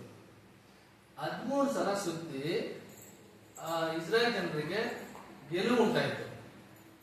ಆದ್ರೆ 7ನೇ ಅಧ್ಯಾಯ ನೀವು ಓದೋದಾದ್ರೆ ಅವ್ರಿಗೆ ಸೋಲು ಉಂಟಾಯಿತು. ಯೋಶುವನ ಪುಸ್ತಕ 7ನೇ ಅಧ್ಯಾಯ ನೀವು ಓದೋದಾದ್ರೆ ಅವ್ರಿಗೆ ಸೋಲು ಉಂಟಾಯಿತು. ಒಂದು ಅಧ್ಯಾಯ ಹಿಂದುಗಡೆ ಅವ್ರಿಗೆ ಗೆಲುವು, 6ನೇ ಅಧ್ಯಾಯದಲ್ಲಿ ಅವ್ರಿಗೆ ಸೋಲು ಉಂಟಾಯಿತು. ಅವ್ರಿಗೆ ಆಶೀರ್ವಾದ ಇಲ್ಲ, ಅವ್ರ ಜೀವನದಲ್ಲಿ ಗೆಲುವೇ ಇಲ್ಲ, ಅವ್ರ ಮನೆಯಲ್ಲಿ ಆಶೀರ್ವಾದನೇ ಇಲ್ಲ. ಯಾಕೆ ಗೊತ್ತಾ? ಅಲ್ಲಿ ಆಕಾನ್ ಅಂತ ಒಂದು ವ್ಯಕ್ತಿ ಇದ್ದಾನೆ. ಯಾರೋ ಅವನ ವ್ಯಕ್ತಿ ಹೆಸರೇನು? ಆಕಾನ್. ಅವನ್ ಏನ್ ಮಾಡೋದಂದ್ರೆ, ವೈದ್ಯ ವಸ್ತುಗಳೆಲ್ಲ ಎಲ್ಲಿತ್ತು ಅವನ್ ತಗೊಂಡ್ಬಂದ್ಬಿಟ್ಟು ಅವನ ಮನೆಯಲ್ಲಿ ಇಟ್ಕೊಂಡ. ಯೋಶುವನಿಗೆ ಏನು ಗೊತ್ತಾಗ್ತಲ್ಲ. ಯೇಸು ಸ್ವಾಮಿ ಹತ್ರ ಹೇಳ್ತಾನೆ, ನೋಡಿ, ಒಂದು ಹಿಂದಿನ ಅಧ್ಯಾಯದಲ್ಲಿ ನಮ್ಗೆ ಅಷ್ಟೊಂದು ಗೆಲುವನ್ನು ಕೊಟ್ಟೆ, ಇವಾಗ ನೋಡಿ ನಮ್ಗೆ ಇಷ್ಟೊಂದು ಸೋಲಾಗ್ತದೆ, ಈಗ ನಮ್ಮ ಜೀವಿತದಲ್ಲಿ ಆಶೀರ್ವಾದನೆ ಇಲ್ಲ ಎಂಬುದಾಗಿ ಅವನು ಯೋಶುವನ್ ಗೋಲಾಡ್ತಾ ಇದ್ದಾನೆ. ಅವಾಗ ದೇವರು ಅವನಿಗೆ ತಿಳಿಸ್ತಾ ಇದ್ದಾರೆ, ಈ ತರ ಆಕಾನ್ ಅಂತ ಒಬ್ಬ ಇದ್ದಾನೆ ನಿಮ್ಮ ತಂಡದಲ್ಲಿ. ಅವನು ಏನ್ ಮಾಡಿದಾನೆ, ವೈದ್ಯ ದೇಶದಿಂದ ಅವರ ಆಸ್ತಿ ಪಾಸ್ತಿಗಳು ಅವನಿಗೆ ಇಷ್ಟವಾಗಿದ್ದ ವಸ್ತು ತಗೊಬಂದು ಅವನು ಇಟ್ಕೊಂಡಿದ್ದಾನೆ. ಆದ್ದರಿಂದ ನಿಮ್ಗೆ ಆಶೀರ್ವಾದ ಇಲ್ಲ. ಸೊ ಎಷ್ಟು ಜನಕ್ಕೆ ಆಶೀರ್ವಾದ ಬೇಕು? ಇವಾಗ ಎಲ್ಲರಿಗೂ ಬೇಕು. ಇವಾಗ ನಾವ್ ಏನ್ ಮಾಡ್ಬೇಕು ಗೊತ್ತಾ? ಕಂಡವರ ವಸ್ತು ನಿಮ್ಮ ಮನೆಯಲ್ಲಿ ಏನಿದೆ, ಕಂಡವರ ಸೀರೆ ನಿಮ್ಮ ಮನೆಯಲ್ಲಿ ಇದೆಯಾ? ಮನೆಯಲ್ಲಿ ಹೋಗಿ ನೋಡಿ. ಬೇರೆಯವ್ರದ್ದು ಆಸ್ತಿ ನಿಮ್ಮ ಮನೆಯಲ್ಲಿ ಇದೆಯಾ? ಬೇರೆಯವ್ರದ್ದು ದುಡ್ಡು ಕಾಸು ನಿಮ್ಮ ಮನೆಯಲ್ಲಿ ಇದೆಯಾ? ನೀವೆಲ್ಲ ಕಾಸು ಕೊಡ್ಬೇಕಾ? ಹಂಗಂದ್ರೆ ಏನರ್ಥ? ಕಂಡವರ ವಸ್ತು ಎಲ್ಲಿದೆ? ನಿಮ್ಮ ಮನೆಯಲ್ಲಿದೆ. ಸೊ ನಿಮ್ಗೆ ಆಶೀರ್ವಾದ ಬೇಕಂದ್ರೆ ಇವತ್ತು ಆರಾಧನೆ ಮುಗಿದ ಮೇಲೆ ಮನೆಗೆ ಹೋಗಿ ನೋಡಿ. ಬೇರೆಯವ್ರದ್ದು ವಸ್ತು ನಿಮ್ಮ ಮನೆಯಲ್ಲಿದ್ರೆ ದಯವಿಟ್ಟು ಹೋಗಿ ಕೊಡಿ. ಕಾಸು ಕೊಡ್ಬೇಕಂದ್ರೆ ಫೋನ್ ಮಾಡಿ, ಇವತ್ತಲ್ಲ ನಾಳೆ ಕೊಡ್ತೀನಿ, ಕೊಟ್ಟು ನೋಡಿ, ಆಮೇಲೆ ನಿಮ್ಗೆ ಆಶೀರ್ವಾದ ಬರುತ್ತೆ. ಬೇಕಾದ್ರೆ ನನ್ನ ನಂಬರ್ ಅವ್ರ ಹತ್ರ ತಗೊಳ್ಳಿ. ನೀವೇ ನನ್ಗೆ ಫೋನ್ ಮಾಡಿ ಹೇಳ್ತೀರಾ, ಬ್ರದರ್ ನಾನು ಅವ್ರಿಗೆ ಏನೋ ಒಂದು ಕಾಸು ಕೊಡ್ಬೇಕು, ಕೊಟ್ಟಿದ್ದೀನಿ, ಇವತ್ತು ದೇವರು ನನ್ನನ್ನು ಆಶೀರ್ವದಿಸಿದ್ದಾನೆ. Hallelujah, hallelujah. ನಿಮ್ಗೆ ಆಶೀರ್ವಾದ ಬೇಕಂದ್ರೆ ಬೇರೆಯವರ ಮನೆಯ ವಸ್ತು ನಿಮ್ಮ ಮನೆಯಲ್ಲಿ ಇರೋದಾದರೆ ದಯವಿಟ್ಟು ಕೊಡಿ. ದೇವರು ನಿಮ್ಮನ್ನು ಆಶೀರ್ವದಿಸ್ತಾರೆ. ಹಲ್ಲೆಲೂಯಾ. ಕೆಲವ್ರದ್ದು ಚಿಕ್ಕದಾಗಿರುತ್ತೆ. ನಾನು ಹೇಳ್ದಂಗೆ ಸೀರೆನೇ ಇರ್ಬೋದು, ಇಲ್ಲ ಒಂದು ಪಾತ್ರೆನೇ ಇರ್ಬೋದು. ಆ ಪಾತ್ರೆ ನೋಡಕ್ಕೆ ಚೆನ್ನಾಗಿರುತ್ತೆ. ಯಾವತ್ತೋ ಒಂದಿನ ಅವ್ರ ಮನೆಯಿಂದ ಸಾರೋ ಮುದ್ದೆನೋ ಅನ್ನನೋ ತಂದಿರ್ತೀರಾ ಇಲ್ವಾ? ಅದ್ ನೋಡಕ್ಕೆ ಚೆನ್ನಾಗಿರುತ್ತೆ, ಕೊಡಕ್ಕೆ ಮನ್ಸು ಬರಲ್ಲ. ಮನ್ಸು ಮಾಡ್ಬೇಕು. ಆ ಪಾತ್ರೆ ಕೊಟ್ಬಿಟ್ರೆ ನಮ್ಮ ಮನೆಗೆ 10 ಪಾತ್ರೆ ದೇವ್ರು ಕೊಡ್ತಾನೆ. ಹಲ್ಲೆಲೂಯಾ. ನಾನು ಬೇರೆಯವ್ರ ಸ್ಟೋರಿ ಹೇಳಲ್ಲ, ನನ್ನ ಕಥೆನೇ ನಾನು ಹೇಳ್ತೀನಿ. ನಾನು 2015 ಒಂದು ಸೈಟ್ ತಗೊಂಡಿದ್ದೆ ಹೊಸಕೋಟೆಯಲ್ಲಿ. ತಗೊಂಡು ಒಂದು 2 ವರ್ಷದಿಂದ ಟ್ರೈ ಮಾಡ್ತಾ ಇದ್ದಾನೆ ಹೇಗಾದ್ರೂ ಮನೆ ಕಟ್ಟಬೇಕಂತ. 2 ವರ್ಷದಿಂದ ನನ್ನ ಕೈಯಲ್ಲಿ ಕಟ್ಟಕ್ಕೆ ಆಗ್ತಾ ಇಲ್ಲ. 30-40 ಲಕ್ಷ ಕೊಟ್ಟು ಸೈಟ್ ತಗೊಳಕ್ಕಾಯ್ತು, ಆದ್ರೆ ಕಟ್ಟಕ್ಕೆ ಆಗ್ತಾ ಇಲ್ಲ. ತುಂಬಾ ಪ್ರಯತ್ನ ಮಾಡ್ತಾ ಇದ್ದೀನಿ. ಒಂದಿನ ಬೆಳಗಿನ ಜಾವ ನಾನು ಪ್ರಾರ್ಥನೆ ಮಾಡುವಾಗ ದೇವ್ರು ನನ್ಗೆ ಹೇಳಿದ್ರು, ಬೇರೆಯವರ ವಸ್ತು ನಿನ್ನ ಮನೆಯಲ್ಲಿ ಏನಿದೆ? 10 ಆಜ್ಞೆಯಲ್ಲಿ ಒಂದು ಆಜ್ಞೆ ಇದೆ. ಏನಿದೆ? ಬೇರೆಯವ್ರದ್ದು ಆಸ್ತಿ ಮೇಲೆ ಕಣ್ಣಾಕ್ಬೇಡ ಅಂತ. ನಮ್ಮ ಭಾಷೆಯಲ್ಲಿ ಹೇಳ್ತೀನಿ, ಬೇರೆಯವ್ರ ಆಸ್ತಿ ಮೇಲೆ ಕಣ್ಣಾಕ್ಬೇಡ, ಅದು ಅವ್ರದ್ದು. ಕಂಡವ್ರ ಆಸ್ತಿ ಕಂಡವ್ರದೇ, ಕಂಡವ್ರ ಹೆಂಡತಿ ಕಂಡವ್ರದೇ, ಕಂಡವ್ರ ಗಂಡ ಕಂಡವ್ರದೇ, ನಮ್ಮವರಲ್ಲ ಅವರು. ಕಂಡವ್ರ ಮನ ಯಾರ್ದು? ಹಣ ಯಾರ್ದು? ಅವ್ರದೇ, ನಮ್ದಲ್ಲ. ಅದು ಒಬ್ಬರಿಗೆ ಒಂದ್ ಹೆಂಡತಿಗೆ ಒಂದು ಗಂಡ ಅಷ್ಟೇ. ನಾವು ಪ್ರಾರ್ಥನೆ ಮಾಡುವಾಗ ದೇವ್ರು ಹೇಳಿದ್ರು, ಸರಪ್ಪ ನಿನ್ ಮನೆ ಕಟ್ಬೇಕು, ನನ್ನ ಹತ್ರ ಆಶೀರ್ವಾದ ಕೇಳ್ತಾ ಇದೀಯಾ, ಆದ್ರೆ ನಿಮ್ ಮನೆಯಲ್ಲಿ ಏನಿದೆ? ಬೇರೆಯವ್ರದ್ದು ನಿನ್ ಮನೆಯಲ್ಲಿ ಏನಿದೆ? ನಾನು ಹೇಗೆ ನನ್ನ ಆಶೀರ್ವದಿಸ್ಲಿ? ಇಂಥವ್ರದ್ದು ವಸ್ತು ನಿನ್ನ ಮನೆಯಲ್ಲಿ ಇದೆಯಲ್ಲ ಅಂತ ನನಗೆ ದೇವರು ಸ್ಪಷ್ಟವಾಗಿ ಮಾತಾಡ್ತಾರೆ. ಆವಾಗ ನಾನು ದೇವರ ಹತ್ರ ತೀರ್ಮಾನ ಮಾಡಿದೆ, ಆಯ್ತು ಸ್ವಾಮಿ, ಅವ್ರದ್ದು ಒಬ್ರದ್ದು ಹಣ ನನ್ನ ಹತ್ರ ಇದೆ, ನಾನು ಅವ್ರಿಗೆ ಕೊಡ್ಬೇಕು. ಸುಮಾರು ವರ್ಷದಿಂದ ನಾನು ಕೊಟ್ಟಿಲ್ಲ, ನಾನು ಕೊಡಕ್ಕೆ ಪ್ರಯತ್ನ ಮಾಡ್ತೀನಿ ಎಂಬುದಾಗಿ ದೇವರ ಹತ್ರ ಸಮರ್ಪಣೆ ಮಾಡಿ, ಆ ವ್ಯಕ್ತಿಗೆ ನಾನೇ ಫೋನ್ ಮಾಡಿ ನಿನ್ಗೆ ಸ್ವಲ್ಪ ಕೊಡ್ತೀನಿ ಅಂತ ಹೇಳಿ ಅವನ ಹತ್ರ ಒಪ್ಪಿಗೆ ಹಾಕೊಂಡು ಅವ್ರ ಹತ್ರ ಸಮಾಧಾನವಾಗಿ ಫೋನ್ ಇಟ್ಬಿಟ್ಟೆ. ಮುಂದಿನ ತಿಂಗಳು ಅವನಿಗೆ ಫೋನ್ ಮಾಡಿ ಆ ಸ್ವಲ್ಪ ಹಣ ಕೊಡ್ತೀನಿ ಅಂತ ಹೇಳಿದ್ನಲ್ಲ, ಆ ಹಣ ಅವನಿಗೆ ಕೊಟ್ಬಿಟ್ಟೆ. ನೀವು ನಂಬ್ತಿರೋ ಬಿಡ್ತಿರೋ, ನಾನು ಕೊಟ್ಟ ಮಾರನೇ ದಿನಾನೇ ನನ್ನ ಮನೆಯಲ್ಲಿ ಬಿಜಿಲಿ ಪೂಜೆ ನಡೀತಾ ಇದೆ. ನಂಬ್ತೀರಾ ನಂಬಲ್ವಾ? ನಾವು ಈ 4 ಗುಣಲಕ್ಷಣಗಳು ನಮ್ಮ ಜೀವಿತದಲ್ಲಿ ನಾವು ಅಳವಡಿಸಿಕೊಂಡ್ರೆ, ಪ್ರಾಕ್ಟೀಸ್ ಮಾಡಿದ್ರೆ ದೇವರು ನಮ್ಮನ್ನ ಆಶೀರ್ವದಿಸ್ತಾನೆ. ಇವಾಗ ನಾನು ಇಷ್ಟು ಸಂದೇಶ ಹೇಳಿದ್ನಲ್ಲ, ಈಗ ನೀವೇ ಯೋಚನೆ ಮಾಡಿ ನೋಡಿ, ಯಾರ ಮನೆಯಲ್ಲಿ, ನಮ್ಮ ಮನೇಲಿ ಯಾಕೆ ಆಶೀರ್ವಾದ ಇಲ್ಲ, ಬೇರೆಯವ್ರ ಮನೆಯಲ್ಲಿ ಯಾಕೆ ಆಶೀರ್ವಾದ ಇಲ್ಲ ಅಂದ್ರೆ ನೀವನ್ನೇ ಪರಿಶೋಧಿಸಿ ನೋಡ್ಬೇಕು. ನಾನು ಕೃತಜ್ಞತೆ ಉಳ್ಳವನಾಗಿ ನಾನು ಜೀವಿಸಲಿಲ್ಲ, ನನಗೆ ಒಳ್ಳೆ ಫ್ರೆಂಡ್ ಅನ್ನ ಸಂಪರ್ಕವನ್ನು ನಾನು ಇಟ್ಕೊಂಡಿಲ್ಲ, ನಾನು ನನ್ನನ್ನು ಬೇರೆಯವ್ರ ಜೊತೆ ಹೋಲಿಕೆ ಮಾಡ್ತಾ ಇದ್ದೆ, ಬೇರೆಯವರ ವಸ್ತು ನನ್ನ ಮನೆಯಲ್ಲಿ ಇಟ್ಕೊಂಡೆ, ಅದಕ್ಕೆ ನಾನು ಆಶೀರ್ವಾದ ಹೊಂದಿಕೊಂಡಿದ್ದೆ. ನಾವೆಲ್ಲ ಇರೋ ಸ್ಥಳದಲ್ಲೇ ನಮ್ಮ ಕಣ್ಣುಗಳನ್ನು ಮುಚ್ಚಿಕೊಂಡು, ಆದ್ರೆ ಮೊಳಕಾಲು ಹಾಕಕ್ಕಾದ್ರೆ ಮೊಳಕಾಲು ಹಾಕಿ ನಮ್ಮನ್ನು ನಾವು ಯೇಸು ಸ್ವಾಮಿ ಕೈಯಲ್ಲಿ ಒಪ್ಪಿಸಿಕೊಡೋಣ. ಒಳ್ಳೆ ಫ್ರೆಂಡ್ ನಾವು ಸಂಪಾದನೆ ಮಾಡಿದೀವ? ನಮ್ಮ ಜೀವಿತದಲ್ಲಿ ನಾವು ಕೃತಜ್ಞತೆ ಉಳ್ಳವರಾಗಿ ಜೀವಿಸಿದೀವ? Do we have a good friend? ಒಳ್ಳೆ ಫ್ರೆಂಡ್ ನಮ್ಮ ಜೀವಿತದಲ್ಲಿ ಇದ್ದಾರಾ?